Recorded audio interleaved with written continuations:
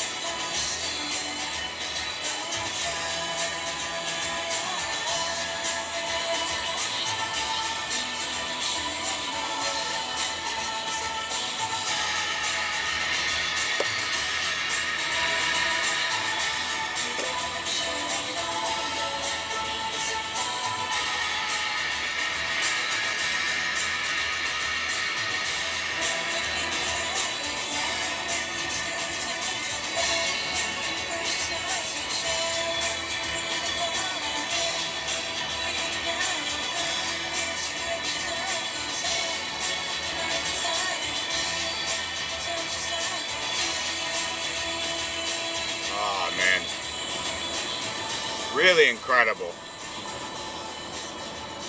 Phenomenal. I mean, absolutely. And they don't even take credit for it. Well, Mickey, the Berenier, she doesn't even, like, seem to care about it. How do you pronounce that last name? I think I've pronounced it like 1,000 different ways. And I've never watched an interview where they always just refer to her by her first name. Just by Mickey. And it's like, I understand that one, I need the last name. There's kind of a couple of, soft consonants and really in there, that Y, Berenier or Berenier. I guess it's, they gotta be like British. She's from that part of the globe there, it's probably like Mickey Balinier.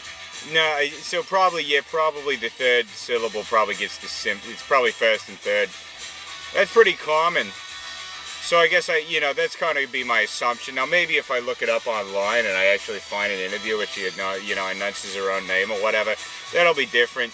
But the lady from from Lush, and she's got a book out. She put a book out last year, but I can't really read. They consider me functionally illiterate.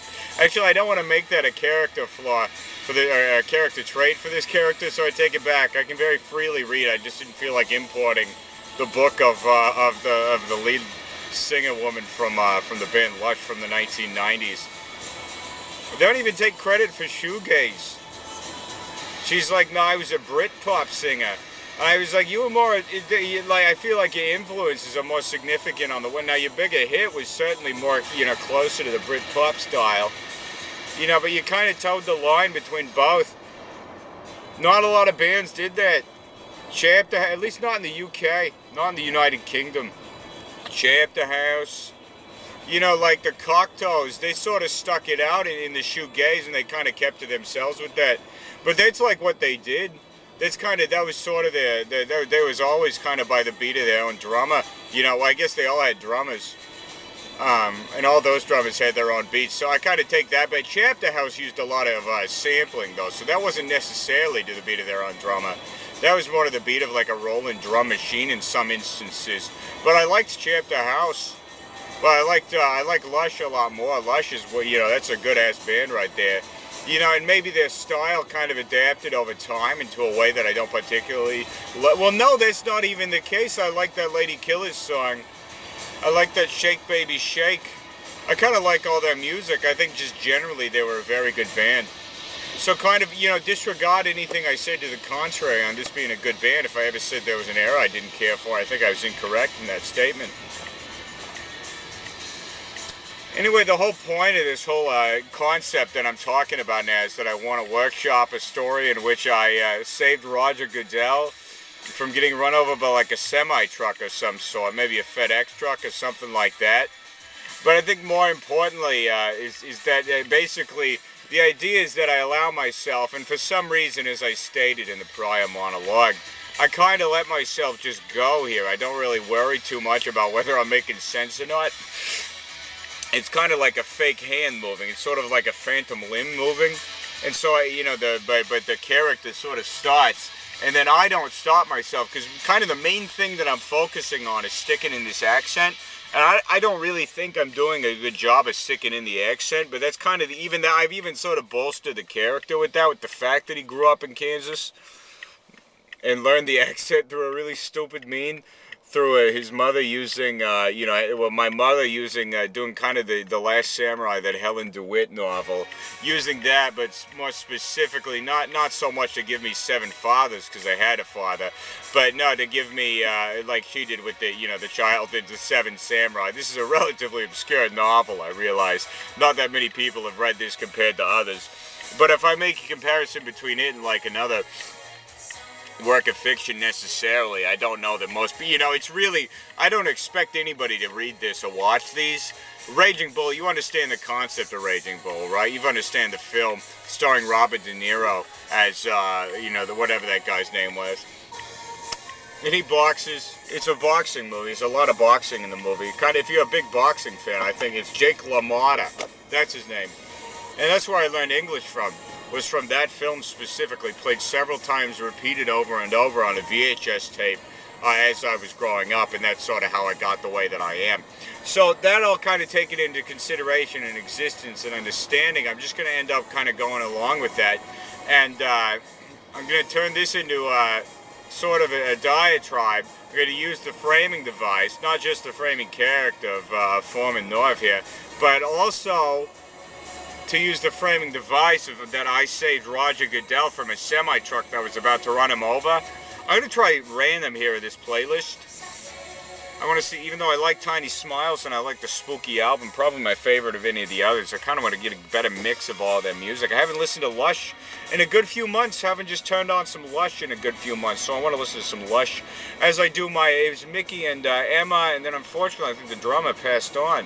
So, and I can't remember his name to begin with, so that's kind of unfortunate. But that was, you know, that's the sort of the sad thing, the tragedy about this. I think Mickey and Emma don't even talk to one another anymore, and I think her name's Emma, Anna, maybe, I don't know.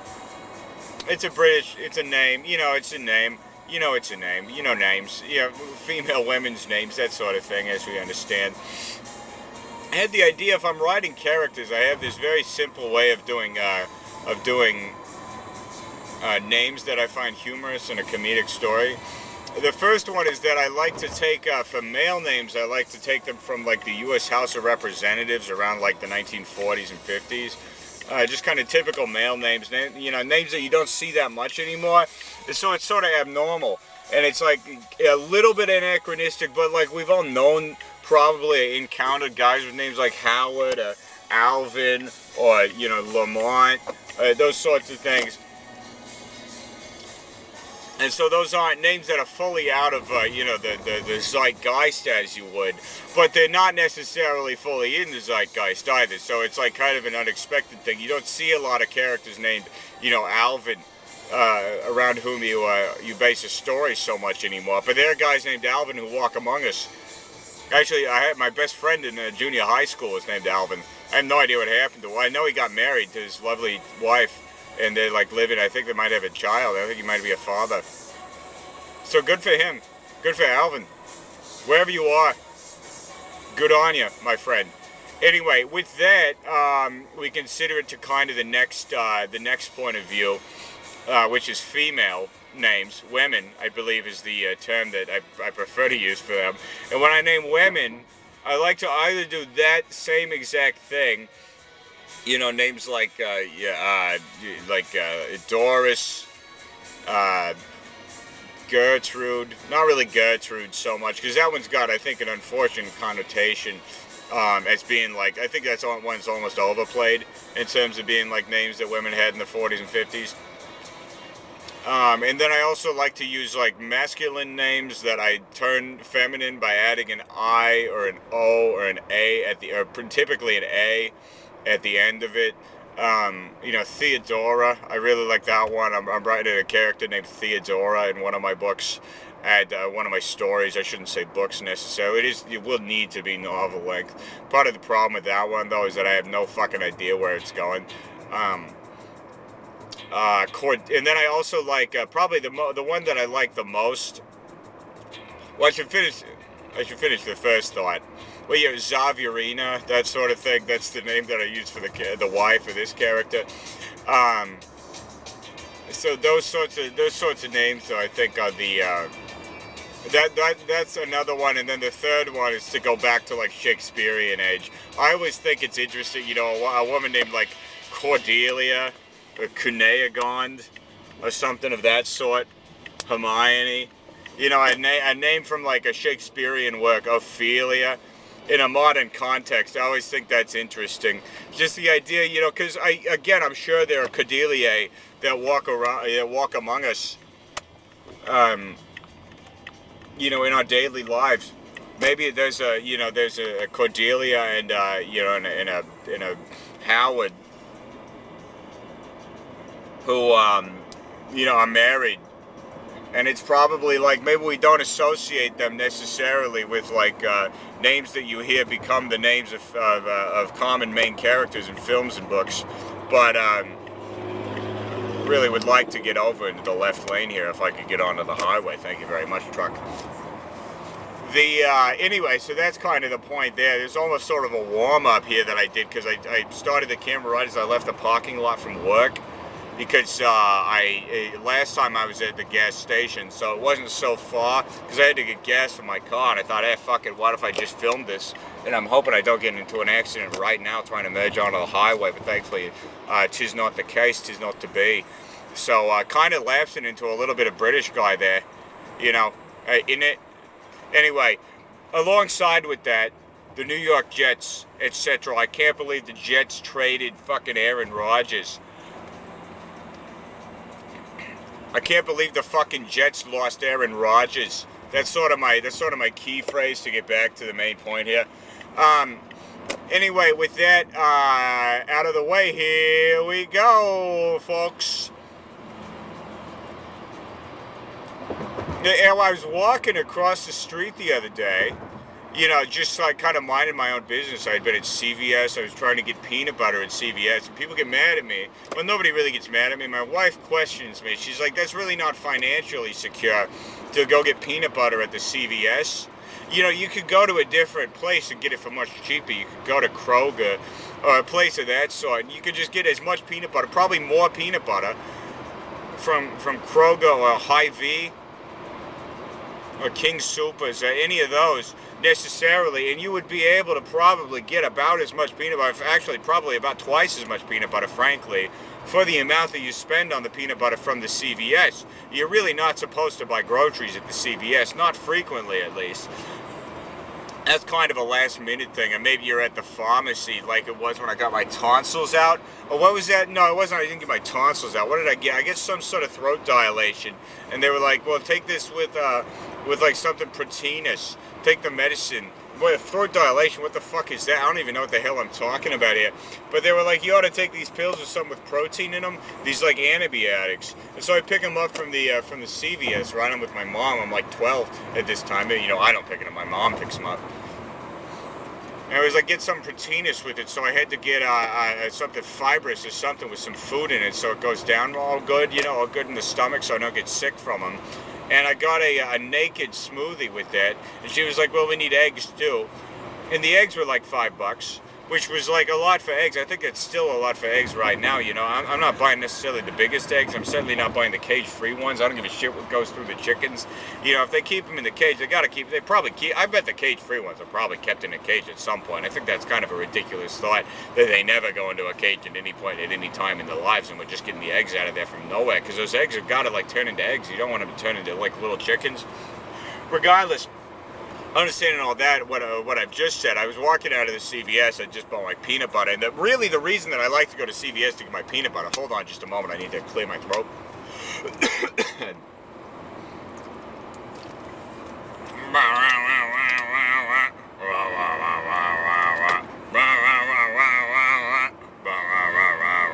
You like that song? Well, let me clear my throat. I forget what that artist's name was. MC something.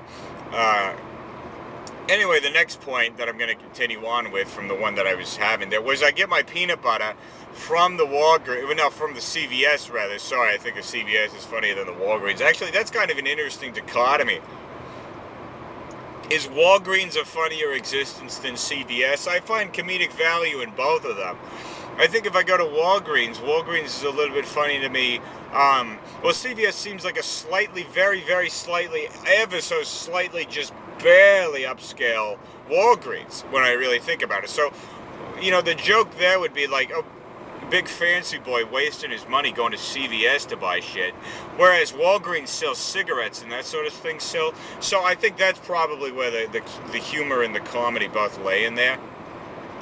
So taking that into consideration and all, and etc. and so on and so forth, I'm buying my peanut butter at the CVS, and with that I'm also buying kind of the main reason I like to go in there is that they have Golden Bear in there. I don't know if you've heard of Golden Bear, but it's like from the Arnold Palmer people from fucking Arizona tea company. I don't know why I said fucking Arizona. That doesn't make sense.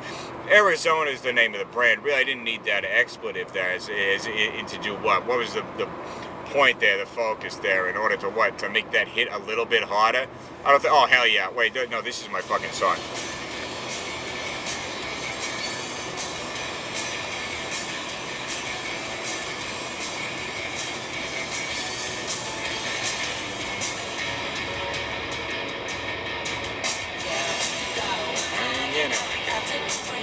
My girlfriend's on a Saturday night. My girlfriend's looking rather uptight. He's getting itchy. Each other, girls, please don't fight. You get the picture. Hey, you, the muscles and the long hair, telling me that women are superior to men. Most guys just don't appreciate this.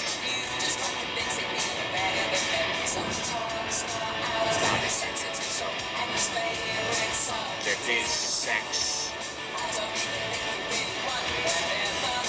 These guys so much.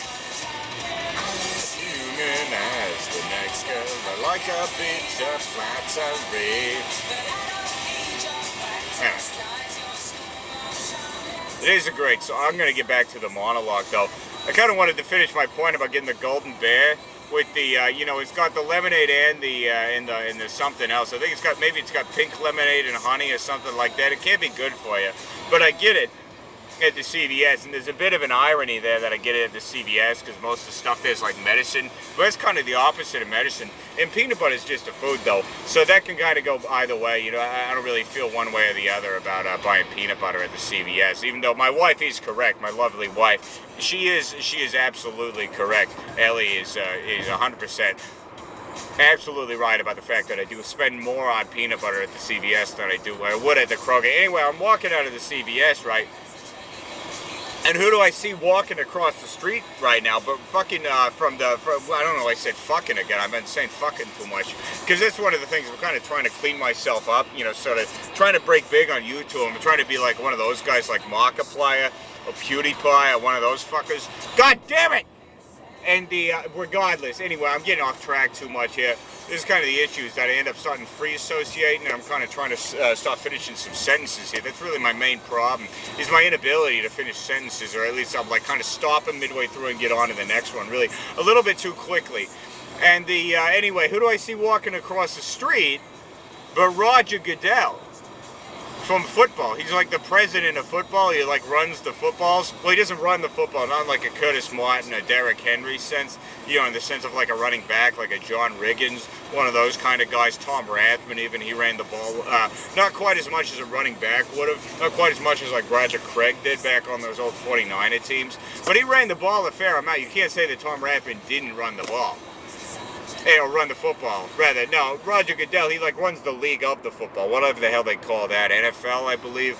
Anyway, he's the guy who makes it all go.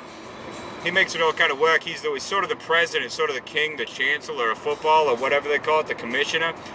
And he comes out on stage and everybody boos at him. And I was like, what are you fucking booing at him for? He's about to announce the fucking draft pick. I'm saying fucking a bunch again. I apologize. I'm very sorry for that. I got canker sores on my tongue as well.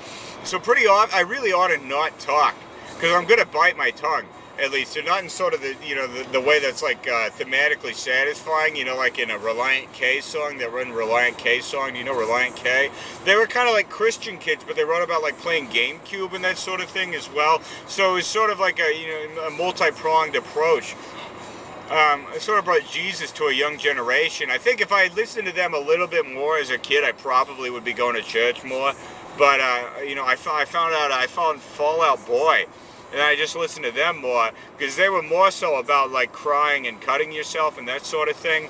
And that was really more so what I was into, and I didn't really find salvation in Jesus Christ the way that those nice Reliant K boys did. But they made pretty good music, you know, when I say, gotta keep quiet, don't let it out. If I dare open my mouth, it's just to bite my tongue, etc. and so forth, as their song said. And not in that way. It'll be a very literal biting of my tongue, and I can feel it just scraping up against my teeth. And I'll let you know if I ever do. If I ever do, just come right down on that fucking tongue. I'm gonna be very frustrated. I might crash the car. This might be a fucking obituary. And I do want this played at my funeral if I do die, because I was talking to myself, monologuing as a character while I was driving down K-10, and then I bit my tongue, which is full of sores, a mouthful of sores. Mr. Show sketch, everybody remembers that one as well, the Golden Teardrop Awards. I think just the Teardrop Awards. Sad songs are nature's children, I think that's the quote. That might be the name of the episode, which is probably why I remember. I don't think that's it either. Anyway. So I see Roger Goodell walking across the street, and I'm like, holy shit, that's Roger Goodell from football. He's like the president, the king of football, as I've said already. And then what do I see coming up next to him? But holy hot damn, here comes a big old truck, and I believe it was Federal Express. I don't really know for certain anymore, because they changed the name of it down from Federal Express down to FedEx. And I'm not really 100% certain if that's exactly what it is, because I kind of have an issue with like reading in general, first of all, even though I didn't want that to become a character trait of this character. I think it's going to have to, unfortunately, become a character trait, because I've said it twice so far in the monologue. And then, it was coming for him. And I was like, holy shit, Roger Goodell, you're the king of football, get out of the way. And so I'd go and jump right in front of this big-ass FedEx truck. And I jump and I push him out of the way. And thankfully, I get out of the way as well. Because I was, that would have been an unfortunate way to die, would have been to die saving the life of Roger Goodell. I think there's valor in saving the life of anybody, and I think if it had been anybody, I do, genuinely. You know, if it had been Mickey Bernier from Lush, I would have probably jumped out in front and tackle saved her as well. You know, and that would have been cool. Or somebody, you know, it could have been Ed Boon, you know, who made Mortal Kombat, one of the two guys who made Mortal Kombat. If it was Ed Boon, you know, I got no particular interest in Ed Boon, no particular grievance with Ed Boon either, but I got no particular, you know, feeling one way or the other about Ed Boon. But I'd probably save him. Or if it was like, you know, Greg Skitsmas of Charlotte, North Carolina, who's a guy I just made up, not even a real guy, I would save him. Oh, Greg Stitzmas. Okay, Craig Skitsmas was from ScrewAttack.com back in the late 2000s. That's why I thought of that name. He's from Dallas. If it was Stuttering Craig from fucking ScrewAttack.com, I would save him. I would save Stuttering Craig. I would 100% save Stuttering Craig from ScrewAttack.com. Anyway, that Handsome Tom too. All those guys. Destin. Carrie, the girl, Jose, all of them. I'd save all of them, 100% of them. I'd save the Happy Video Game Nerd. I'd save Captain S. 100% of those people I would go save. Anyway, everybody from ScrewAttack.com back in the late 2000s. The Game Over Thinker, Angry Video Game Nerd, and so on and so forth. Anyway. He's not from Charlotte, North Carolina. That was not a guy I made up. That was a name that was floating around in the back of my head for 15 years. And I just pulled off on the top of the dome from a youth of watching too many internet videos that made jokes about video games, made little funny, you know, talk says and jokes and laugh 'em ups about little video games. So, ScrewAttack.com. Anyway, but no, it was Roger Goodell, so I went and I saved him, I dive tackled him out of the way. I would have done it for anybody. If I could come up with the real name of somebody who doesn't exist, I would do that. In fact, I'm going to come up with the real name of somebody who doesn't exist, a real person, Gleppo Bumpus. Gleppo Bumpus, if he's walking around, because Gleppo's not really a first name, and Bumpus is a real last name, but it's kind of a funny last name because it sounds like bump ass. You know, bumping asses together. That's kind of a funny concept, bumping your ass together with somebody else. So Glumpo Bumpus, I'd probably save him. He's from Durham, North Carolina. You know. Anyway, I go and I save Roger Goodell, and I'm like, Roger, are you okay? And he's like, yeah, I'm okay. You know, that was really more Biden than it was Roger Goodell. Yeah, I'm okay, man. But I was like, Roger, I have a, you know, thank you for, you know, for what. He was like, thank you for saving my life. I appreciate you for saving my life. And that's really more Kermit the Frog than anybody else. But for the purposes of this and me really not knowing how to do a Roger Goodell impression, I think I'm just going to have Kermit the Frog be the voice of Roger Goodell. And I was like, thank you, you saved my life, sir. Is there anything I can do to repay you? And I said, I fucking, you know, don't worry about it, man. You say you did football. You know, football, I love football. So really, I ought to thank you. Because now, if you could get fucking Aaron Rodgers back on the damn Jets, that'd be one thing. Because canonically, because I grew up watching, because I developed a New York accent, I like the New York Jets, even though canonically the story of this character is that I grew up in Topeka. And I think the alternative thing was that I was some sort of an army brat, but I don't think that ever made it on camera. I was some sort of, I had a funny job, like he was a hot dog salesman or something. There was a whole series of things, auditor, one of those sorts of things. Anyway, and I was like, you did football. You did, you know, but I have ideas for football. Can I schedule a meeting with you to do ideas for football? And he was like, sure, if that's what you'd like to do. If you'd like to do a meeting to do ideas for the National Football League, certainly you may do that with me. As any penance, do you want monetary penance? Or do you want a job or something like that? I was like, no, I love my job. You know, I do, you know, sort of letter writing and savings and that sort of thing for the, for this cult that I'm in with my wife, where we're trying to make the longest, most hyphenated last names of all time. But what, you know, and then I kind of went into that explanation. And he's like, okay, that sounds great, sir. But yeah, let's schedule a meeting. Here's my email, and he gave me his email. It's roger@nfl.com, which I probably could have guessed.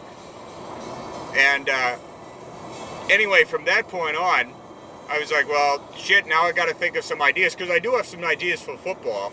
But I want to go over him, so I'm not like, because I'm going to be sweating through my fucking shirt. I'm going to be pissing my pants. I'll probably might piss my pants before the meeting. I might pass out. I might have a vasovagal episode.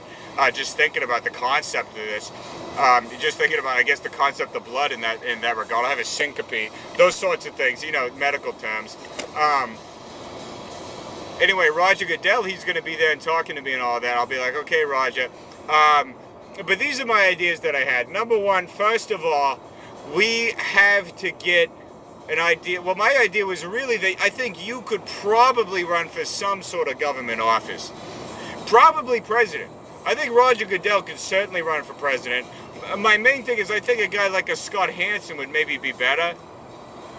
Because I genuinely don't think I know anybody with a bad word to say about Scott Hansen. And so I'd probably vote for Scott Hansen. I don't have a bad word to say about Scott Hansen. Rich Eisen, maybe.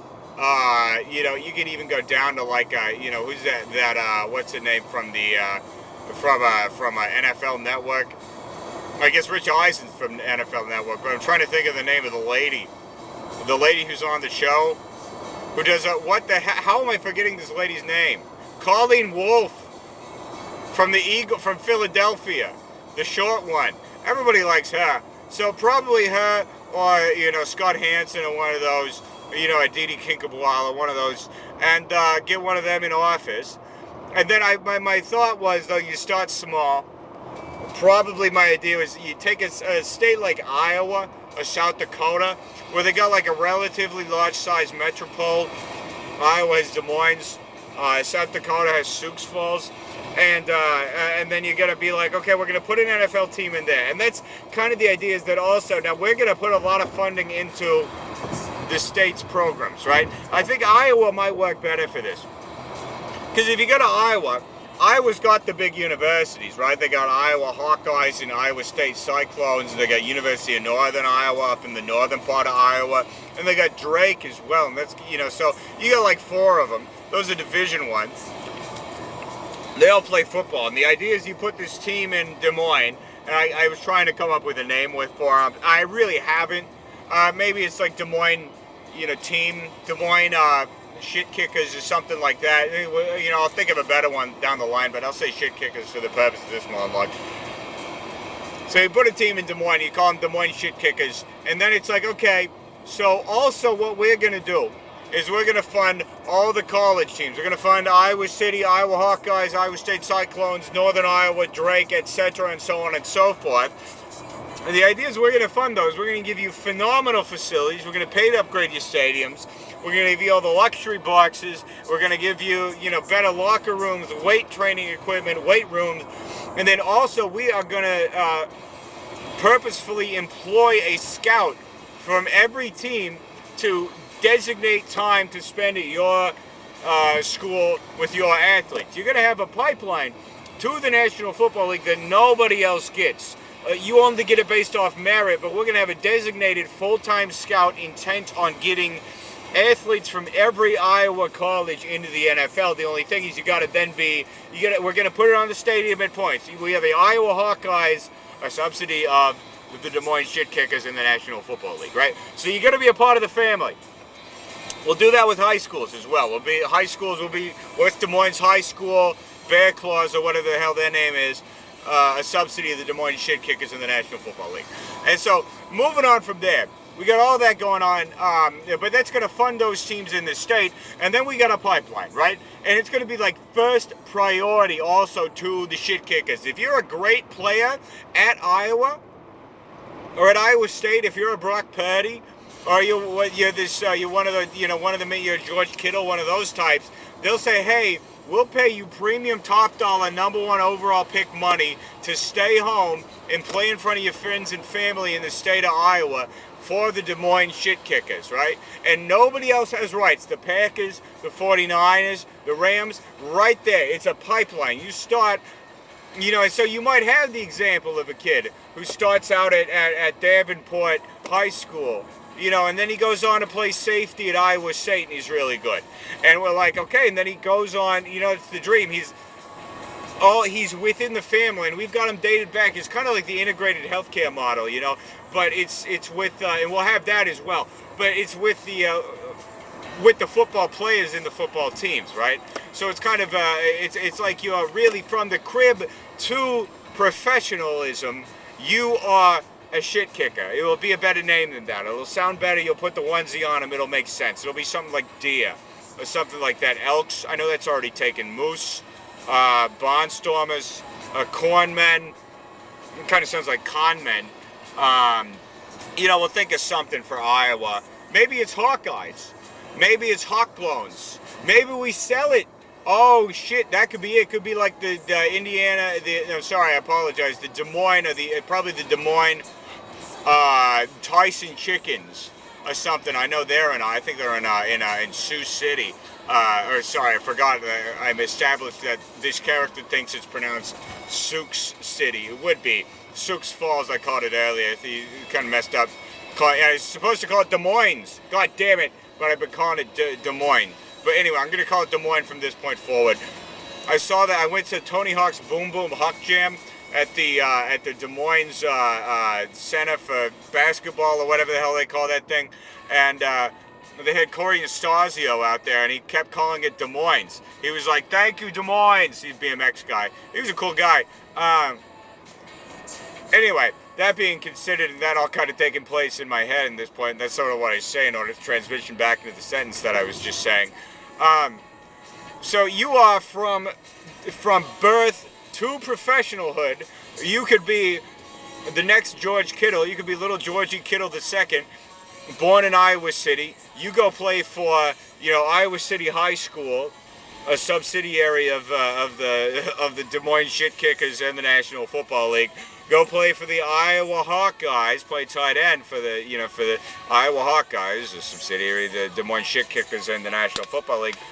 And then you go, as soon as you're done, you got the pick. You can either go test yourself on the market, or you can get #1 overall pick status playing for the Des Moines Shit Kickers. Go be a shit kicker. Play in front of your mom, your dad, your friends from high school, your high school girlfriends, your priests, your rabbis, your minister, and you do drugs, you go to hell before you die. And so that's it. That's creating a pipeline. It's truly unique. It's like nobody else in the National Football League. We'll be kind of the FC Dallas of the National Football League. And so that's the idea. And then you've endeared yourself at this point, Mr. Goodell, in the National Football League to the city of Des Moines, and already by putting a team in Des Moines. And then also you're like, okay, what we're going to do, we're going to put money into local government, right? Probably easier to buy the Des Moines government out than it is to buy, if you were to move into fucking Brooklyn, right? So that being, you put money into those, and so it's like, oh, the roads to get to the games have to be good, right? The airport has to be nice. It has to take the chartered flights of all the NFL players and all the assorted fans and journalists who come in here. The stadium is very nice, and it's all like local vendors, right? And so everybody in Iowa is like fucking gung-ho. They love the shit out of the National Football League because it's creating jobs for people in Iowa. It's creating, jobs. It's creating football jobs for their native sons, right? And so now everybody in Iowa loves the NFL. Step 2, gubernatorial election season comes up. Roger Goodell, you say, I want to run for governor of the state of Iowa. Everybody, landslide. God bless you, Roger. You brought the National Football League to Des Moines. You've bolstered the economy and the civic pride and the state pride of the state of Iowa as well, not just Des Moines. And also, we got all the local kids, and they're shouting it out. You got, even if it's not the players, it's like the vendors. They say Davenport, or they say Grinnell, or they say, whatever they had, Cedar Rapids, any of the other names of these cities and shit. And then that's the other thing. Oh, fuck, I hadn't even it's got to be Iowa. I was thinking Sioux Falls, I was thinking South Dakota, but no. That's the thing. You run for governor. You run the state, right? And the NFL's putting all their money into continues to put all the money in improving the state of Iowa. Who has the second or the first caucus of the presidential electoral season? That's fucking right. Iowa. Everybody in Iowa loves Roger Goodell, right? They're the governor of Iowa, he says. And they're like, we're voting for Roger. Roger's running on the NFL ticket. And when's that going to be? 2028? So there we go. Okay, so that is President Roger Goodell. That's easy. He wins the first one. And I still think it should probably be, we're going to have kind of Roger Goodell as the president, but the guy who's giving the speeches and shaking the hands and kissing the babies is really Scott Hansen. He's kind of the guy. He's like the right hand man. He's kind of Biden to Obama, if you think about that. Even though it's never really it's never really been how it's been with the vice president. Kind of sucked at getting that sentence to the completion there. Mine's really going faster than my lips can carry me at this point. But the Scott, it could be, Goodell, Hansen, 2028. Okay, you run for president, you win in a landslide. I don't know who the Democrats are bringing out. I don't know who the Republicans are bringing out. But the Greens, the Libertarians, and all them. The PSL. Well, I assume that's freaking Jerry Richardson, right? Carolina Panthers, right? You remember that? Personal seat license. Everybody remembers that.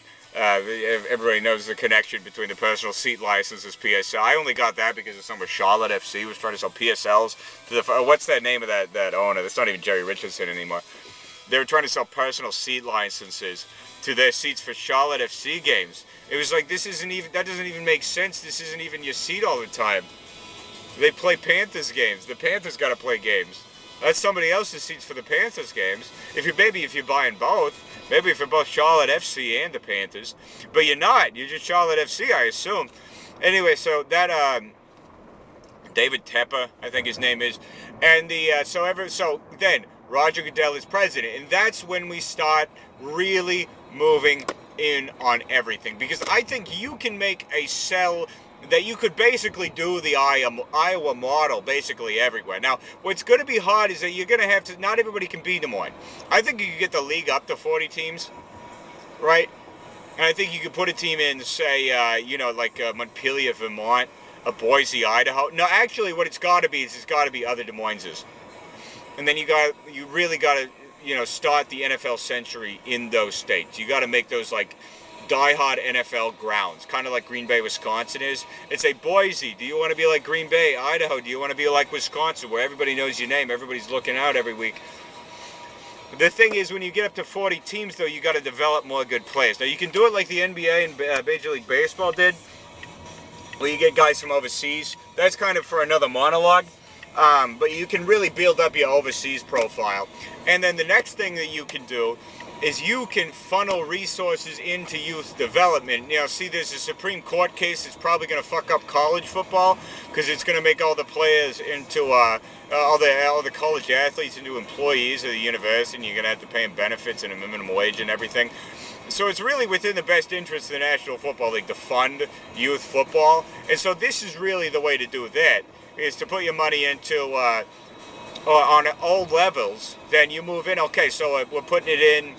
You start with Iowa, and you say, hey, that Iowa model worked out pretty good. They're doing pretty well. Maybe you go to a team that's kind of struggling with support, that's not bringing in the fans. How about one in, let's say, right next to where you live now, Mr. Goodell, Landover, Maryland, right? We get the, we get the Commandos, and we say, okay, you're going to be the DMV's team, and those are going to be the Maryland Terrapins, right? A subsidiary of the Washington Commanders in the National Football League. And so you're building up the minor leagues, and you're building up new players, you're building up new teams, and that's going to end up creating an entirely new system of development, apart from, and also a part of the college system. Because then also what you can do, and I didn't even mention this, was that if you're going to start a high school in Des Moines, I forgot about this, you're going to do an academy, you're going to have the National Football League or the Shit Kicker Academy, right, the Des Moines Shit Kicker Academy, the DMSA, the DMSKA, and the DMSKA, as they're going to call it. It's that's going to pretty much exclusively train not just football players, not just guys who want to do football playing, but other jobs around the production of the game of football, right? So it could be, you could have classes on scouting, classes on refereeing. Now that would suck to be a kid at the Dumpska. Yeah,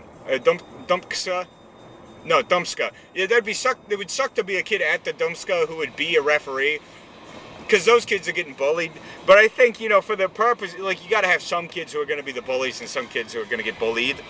But the bulliers and the bullies, that's kind of interesting, actually, the way that the English language works like that. But some kids are going to have to suffer for that, and that might be the referees. But then also you get maybe you get, you do that sort of thing. Remember the Titans where you have them like stay in the same room. I think that was kind of why he had them. It was because the kids, it was bullies and bullied.